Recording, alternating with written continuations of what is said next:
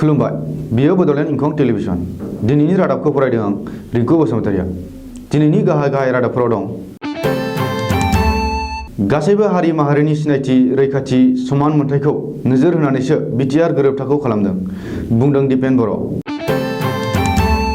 UPPL दोलोआ बिसायख'थि इस्ताहारखौ फोसावबाय बिश्वजित दैमारिया एबसुनिफ्राय आरो हिमन्त बिश्व शर्माया आसुनिफ्राय होखारजानाय दैदेनगिरि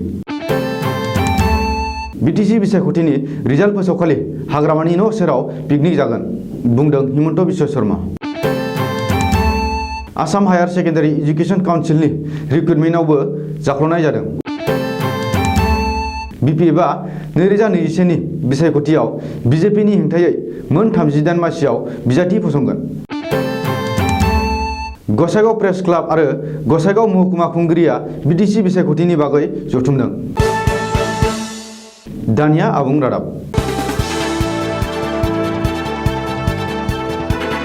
दिनै मिरु एबसुनि गाहाय नेहाथारि आरो बिटिआर गोरोबथानि सागानगिरि लरेन्स इस्लारिनि मासि लानानै दैदेननायाव the coordination committee of BTR अर्गेनाइजेशननि बानजायनायाव बिटिआर ओनसोलनि सुबुंफोरनि गोजोन सोलायनाय आरो समान मोनथायनि थाखाय बाक्सा जिल्ला तामुलपुरनि बेन्दोङाव थानाय घग्रा सकआव मोनसे गेदेर सुबुं गौमा खुंदों गुबैयै बेरेखा हान्जाफोरा बिटिआर गोरोबथानि सायाव नंखायै बानस'लाबायनानै ओनसोलाव रायजो जानाय गुबुन गुबुन हारि माहारिफोरनि गोसोआव गोनो गोथो जालायनायफोरखौ रोखा खालामनो थाखायनो दिनै बिटिआर ओनसोलाव थानाय गासैबो हारिनि माहारियारि आफाद आरो फरायसा आफादफोर जेरै एबसु बिटिआर गरखा समाज एएमकेएसइउ एएएसकेएसइउ एएबिवाइएसएफ एएएमएसइउ आसु एकेएसइउ एआरएसइउ एएइचएसइउ आरो एबिएमसुनि जथायै बानजायनाय जादों लोगोसे फैगौ समाव बिटिआरखौ आबुङै मावफुंनांगौ जायोब्ला अब्ला ओनसोलाव खुंगिरिखौ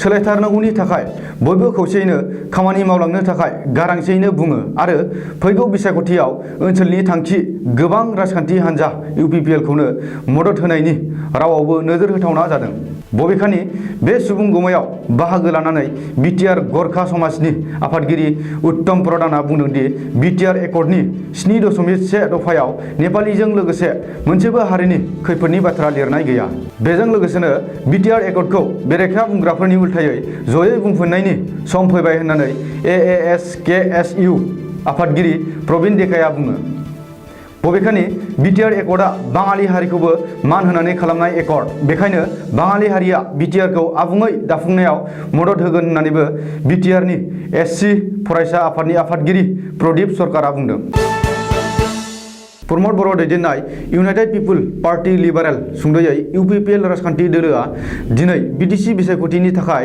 इस्ताहार फोसावबाय इउपिपिएलनि आफादगिरि प्रमद बर'आ दिनै बिटिसि बिसायख'थिनि थाखाय दोलोनि इस्ताहारखौ बेखेवदों क'क्राझार टाउनाव थानाय लाइमोन इउपिपिएलनि गाहाय मावख'आव सोलायनायनि स्ल'गान आरो गोग्गो खुंथाय गायसननांगौनि बिथांखिजों दिनै बिसायख'थि इस्ताहारखौ बेखेवबाय मख'नो गोनांदि बिटिआर हालामनि रायजो राजाफोरनि गोजोन खौसेथि आरो समान जौगाथायनि मोन्थोरजों इउपिपिएल दोलोआ फोसावनाय बिसायख'थि इस्ताहाराव गाहायै बिटिसिनि गोग्गो खुंथाय आरो मोनफ्रोमबो गुबुन गुबुन बिफानावनो जौगालु बिथांखिफोरखौ मावफुंगोन आरो साख्रि गैयै बेकार लाइमोनफोरनि जेंनाखौ बोस्रांगोन होननानै रोखा फोरमायदों आरो रादाय होदों बिटिसि बिसायख'थिनि थाखाय इउपिपिएल दोलोनि इस्ताहार फोसावनाय हाबाफारिखौ लोब्बा लानानै प्रमद बर'आ खौरांगिरिफोरनि सिगाङाव फोरमायथिनाय बायदिब्ला इउपिपिएल दोलोआ बिटिसिनि खुंथायाव फैनाय लोगो लोगो एबा सोरखार दानो हायोब्ला गिबियाव खुंथायखौ गोख्रों खालामगोन आरो बिनि उनाव सोलोंथाय राजखान्थि रांखान्थि आरो जौगालु बिथांखिफोरखौ मावफुंगोन बबेखानि बिटिसिआव रायजो जानाय गासैबो हारि माहारिया समान मोनथायजों जौगालांनांगौनि खामानि मावगोन होननानैबो प्रमद बर'आ खौरांगिरिफोरनि सिगाङाव बुंदों बिश्वजित दैमारिया एबसुनिफ्राय होखारजानाय आरो मन्त्रि डक्टर हिमन्त बिश्व शर्माया आसुनिफ्राय होखारजानाय दैदेनगिरि बेनिखायनो बिसोर सानैनि आखुफोरा गोरोबफ्लेयो चिरां जिल्लानि बिजनीआव बिपिएफ दोलोनि मोनसे फोसावदिंनाय मेलाव बाहागो लानानै बिटिसिनि बारग' गाहाय आरो बिपिएफनि आफादगिरि हाग्रामा महिलारिया बे बाथ्राखौ बुंदों बे मेलावनो हाग्रामा महिलारिया बिपिएफ नागारनानै बावैसो बिजेपिआव हाबहैनाय बारग' मावफुं आफादगिरि बिश्वजित दैमारिखौ सावरायनानै बुंदोंदि रायजो सभानि बारग' एमपि बिश्वजित दैमारिया सरकारि साख्रि होनायनि मुङाव गोबांसा लाइमोनफोरनिफ्राय खमैबो 4 कौटि रां जाख्ल'दों नाथाय बे जाख्ल'नायनिफ्राय गावखौ रैखाथि होनो थाखायसो बिश्वजित दैमारिया BPF नागारनानै BJPआव हाबहैदों होननानै हाग्रामा महिलारिया गोख्रों अजद होदों। बबेखानि मन्त्रि डक्टर हिमन्त बिश्व शर्मायाबो कंग्रेसआव थानाय समावनो गुबुन गुबुन जाख्ल'नायफोराव लोब्बा दंमोन आरो गोबांथार बेकार लाइमोनफोरनो साख्रि होनायनि मुङाव कौटि कौटि रां लानायनिफ्राय गावखौ रैखा खालामनो थाखायसो कंग्रेस नागारना BJPआव हाबहैदों होननानैबो हाग्रामा महिलारिया बानबुंथिदों। ओरैहाय BTCनि बिसायख'थिनि थाखाय BJPनि इस्ताहार बेखेवनो थाखाय हिमन्त बिश्व शर्माया क'क्राझाराव थांनाय समाव BPFनि फिरफिला आरो बिसायख'थिनि माखासे बेनारफोरखौ बोखारनानै गारहरदों होननानैबो खौरांगिरिफोरनि सिगाङाव हाग्रामा महिलारिया अजद होदों। बबेखानि मन्त्रि डक्टर हिमन्त बिश्व शर्मानि थाखायबो BJPआ BTCआव मोनसेबो मासि देरहानाय नङा होननानैबो हाग्रामा महिलारिया दाबि खालामदों। फैगौ 12 दिसेम्बरखालि एबा BTC बिसायख'थिनि रिजाल्ट फोसावनाय सानखालि हाग्रामा महिलारिनि न' सेराव पिकनिक जाहैगोन। आसामनि गोहोगोरा मन्त्रि डक्टर हिमन्त बिश्व शर्माया मथनगुरियाव BPFनि आफादगिरि हाग्रामा महिलारिखौ सावरायनानै बे बाथ्राखौ बुंदों। बबेखानि BTCआव गेदेर गेदेर जाख्ल'नायखौ दैदेनग्रा हाग्रामा महिलारिनो बे खेबाव रायजो राजाफोरा फिननाय होगोन। हाग्रामा महिलारिया BTCखौ गावनि सम्पति बायदि सानोब्ला जानाय नङा। फैबाय थानाय समाव BJPआ BTCआव सोरखार दागोना रोखा होननानैबो हिमन्त बिश्व शर्माया बाक्सा जिल्लानि मथनगुरि बियाबाव दोलोनि मोनसे फोसावदिंनाय मेलाव बाहागो लानानै बुंदों। मथनगुरि बियाबनि BJPनि बिजाथि गौतम दासनि जानानै फोसावदिंनाय मेलाव हिमन्त बिश्व शर्माजों लोगोसे BJPनि रायजोआरि आफादगिरि रन्जित कुमार दास, मंगलदैनि MP आरो मिरु BJPनि गाहाय नेहाथारि दिलीप शइकिया, BPF नागारनानै BJPआव गोदानै हाबफैनाय दैदेनगिरि बिश्वजित दैमारिजों लोगोसे दोलोनि गोबांसा दैदेनगिरि आरो सोद्रोमाफोरा बाहागो लादोंमोन। मख'नो गोनांदि BTC बिसायख'थिखौ लानानै मोननै जथायारि दोलो BJP आरो BPFनि गेजेराव सोंखारिलायनाय आरो गावस्रालायनाया गोख्रोंसिन जाबोदों।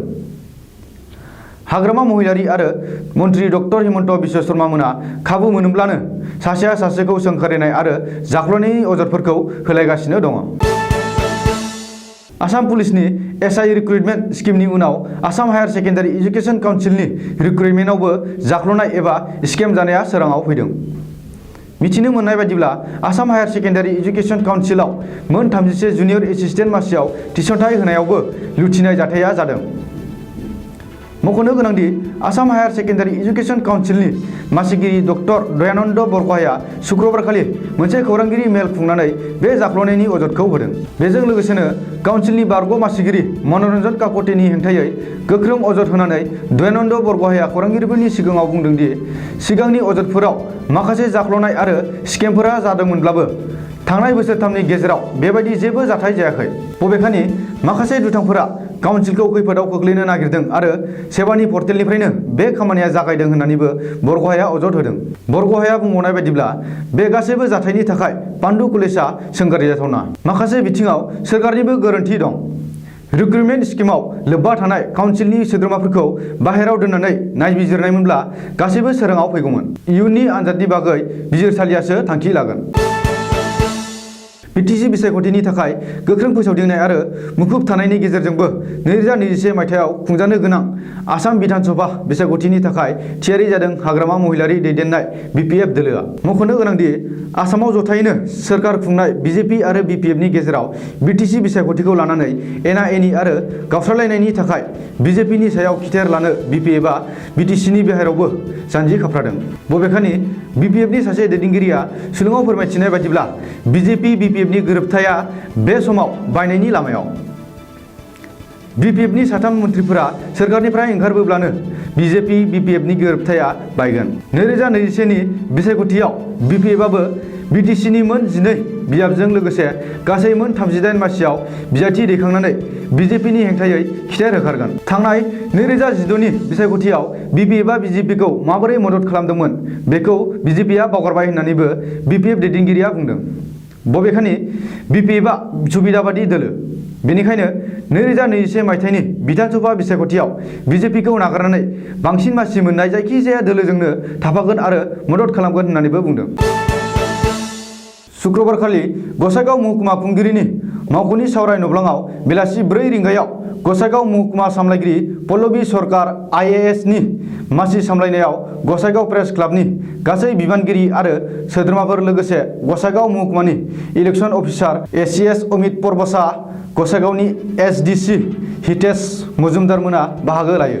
बे जथुमायाव आथिखालाव BTC बिसायख'थियाव MCC बिबान लानानै सामलायनाय सामलायगिरि आरो बिग्राय बसुमतारी गसाइगाव महकुमा खुंगिरिनि मावख'सालिनि खौरांगिरि दैदेनगिरि बिथांमोना जथुमायाव जथुमनानै सावरायलायो। बे सावरायलायनायाव पल्लबी सरकारा बुङो दि जानो गोनां BTC बिसायख'थियाव गसाइगाव महकुमानि सिङाव जेबो दावराव दावसि जाहोआलासिनो खुंफुंनो थाखाय खामानि मावगासिनो दं। महकुमानि थासारिखौ मोजाङै लाखिनो नाजादों होननानै बुंथियो। लोगोसे जायखिजाया राजखान्थि हान्जा बा जायखिजाया सुबुङा आयेन बेरेखा खामानि मावोबा बेखौ आयेननि गोख्रों राहा लानाय जागोन होननानैबो बुंथियो। थासारिखौ मोजां लाखिनायाव खौरांगिरिफोराबो गोख्रों बिफाव लानोबो खावलायो। गसाइगावनिफ्राय खोरोमदाव लाइफांहारिनि रिपर्ट, बड'लेण्ड इंखं। दिनैनि रादाबा एसेनोसै। गोजोन्थों।